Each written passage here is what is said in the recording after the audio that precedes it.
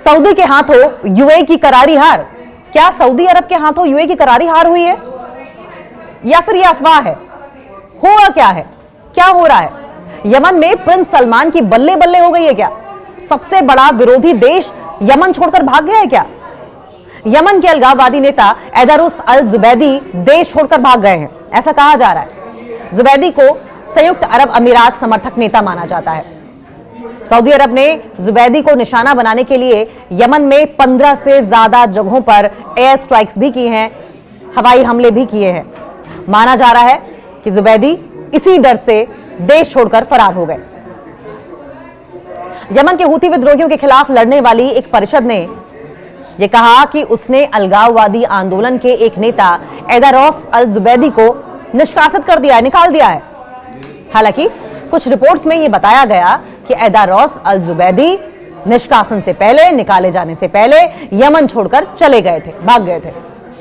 Council ने अभी हाल ही में जो बातचीत की, हाल में वार्ता के लिए सऊदी अरब की यात्रा से इनकार करने के बाद अल जुबैदी पर देशद्रोह के आरोप लगाए हैं।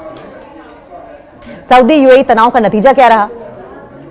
हूती विद्रोही ताकतों के नियंत्रण वाली सबा समाचार एजेंसी की ओर से एक स्टेटमेंट जारी की गई और जारी बयान के मुताबिक यह कदम सऊदी समर्थित बलों और संयुक्त अरब अमीरात द्वारा समर्थित सदर्न ट्रांजिशनल काउंसिल यानी कि एसटीसी के बीच हालिया तनाव को दर्शाता है।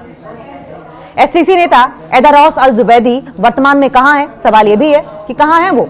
इस बारे में तत्काल कोई पता नहीं चला है, कोई पुख्ता जानकारी भी नहीं है। एसटीसी ने प्रेसिडेंशियल लीडरशिप काउंसिल के नाम से प्रसिद्ध है हूती विद्रोही नेतृत्व समूह। इसके कई फैसले पर कोई टिप्पणी नहीं की है। सऊदी जाने के लिए नहीं पहुंचा है अल जुबैदी। यमन में सऊदी नेतृत्व वाले गठबंधन के प्रवक्ता हैं मेजर जनरल तुर्की अल मल्की। तुर्की अल मल्की के एक पहले के बयान में कहा गया था कि अल जुबैदी को सऊदी अरब के लिए उड़ान भरनी थी, लेकिन वो परिषद के अन्य अधिकारियों के साथ विमान में सवार नहीं हुए। अल मल्की ने कहा कि वैध सरकार और गठबंधन को खुफिया जानकारी मिली थी कि अल जुबैदी ने बख्तरबंद वाहनों, लड़ाकू वाहनों, भारी और हल्के हथियारों और गोला बारूद सहित सेना के एक बड़े हिस्से को इकट्ठा किया है।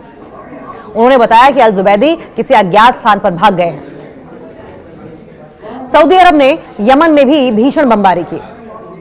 हाल के हफ्तों में सऊदी अरब ने एसटीसी के ठिकानों पर बमबार्डिंग की और कथित तौर पर अमीराती हथियारों की खेप पर हमला किया। सऊदी अरब के दबाव और हूती विरोधी बलों द्वारा यमन से हटने की चेतावनी मिलने के बाद संयुक्त अरब अमीरात ने शनिवार को अपनी सेना वापस बुला ली। यमन में तनाव ने सऊदी अरब और संयुक्त अरब अमीरात के बीच में संबंधों को और ज्यादा तनावपूर्ण बना दिया। रिलेशंस और ज्यादा टेंस्ड हो गए। यमन में सऊदी अरब बनाम संयुक्त अरब अमीरात, क्या चल रहा है यमन में? ऐसा ये जो दोनों राइवल पार्टनर्स थे आमने सामने क्यों हैं यमन के मसले पर? अरब प्रायद्वीप पर स्थित सऊदी अरब और संयुक्त अरब अमीरात आर्थिक मुद्दों और क्षेत्रीय राजनीतिक विशेष रूप से लाल सागर क्षेत्र में कॉम्पीट करते रहे, प्रतिस्पर्धा करते रहे हैं।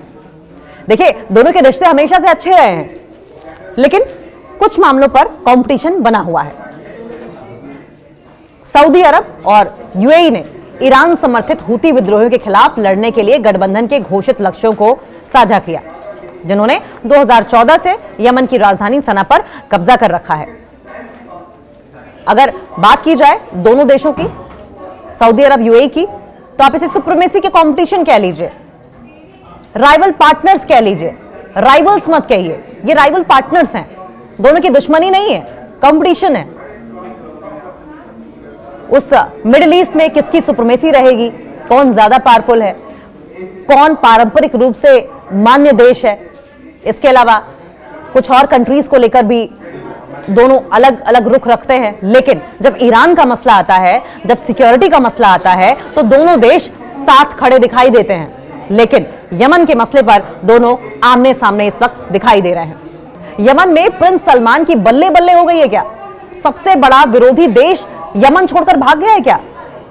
यमन के अलगाववादी नेता एदारुस अल जुबैदी देश छोड़कर भाग गए हैं, ऐसा कहा जा रहा है। जुबैदी को संयुक्त अरब अमीरात समर्थक नेता माना जाता है। सऊदी अरब ने जुबैदी को निशाना बनाने के लिए यमन में 15 से ज्यादा जगहों पर एयर स्ट्राइक्स भी की हैं, हवाई हमले भी किए हैं।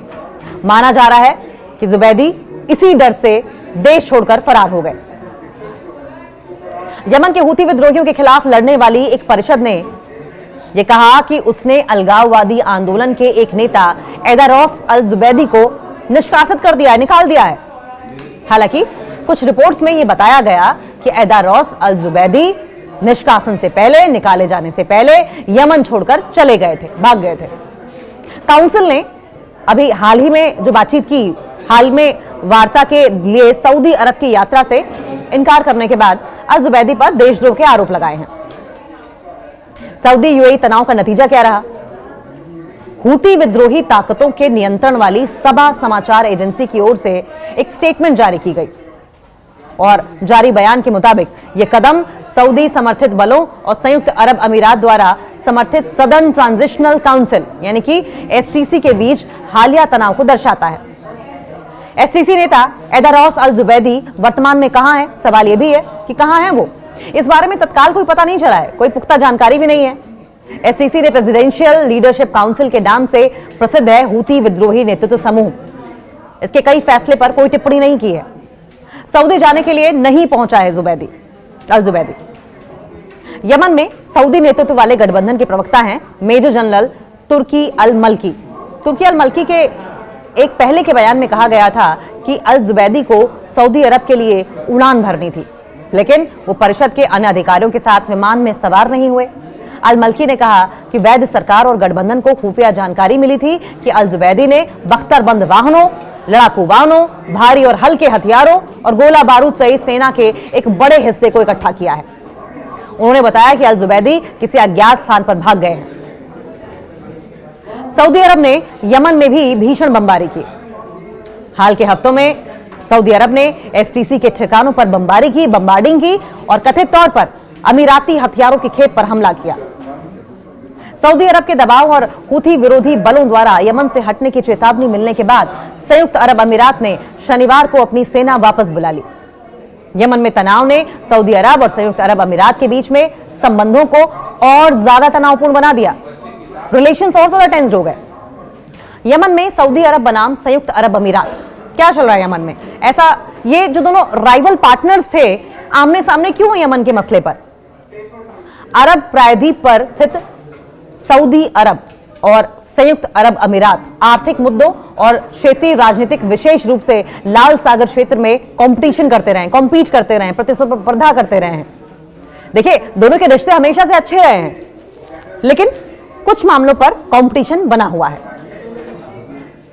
सऊदी अरब और यूएई ने ईरान समर्थित हूती विद्रोहियों के खिलाफ लड़ने के लिए गठबंधन के घोषित लक्ष्यों को साझा किया, जिन्होंने 2014 से यमन की राजधानी सना पर कब्जा कर रखा है। अगर बात की जाए दोनों देशों की, सऊदी अरब यूएई की, तो आप इसे सुप्रीमेसी के कंपटीशन कह लीजिए, राइवल पार्टनर्स कह लीजिए, राइवल्स मत कहिए, ये राइवल पार्टनर्स हैं, दोनों की दुश्मनी नहीं है, कंपटीशन है। उस मिडिल ईस्ट में किसकी सुप्रीमेसी रहेगी, कौन ज्यादा पावरफुल है, कौन पारंपरिक रूप से मान्य देश है।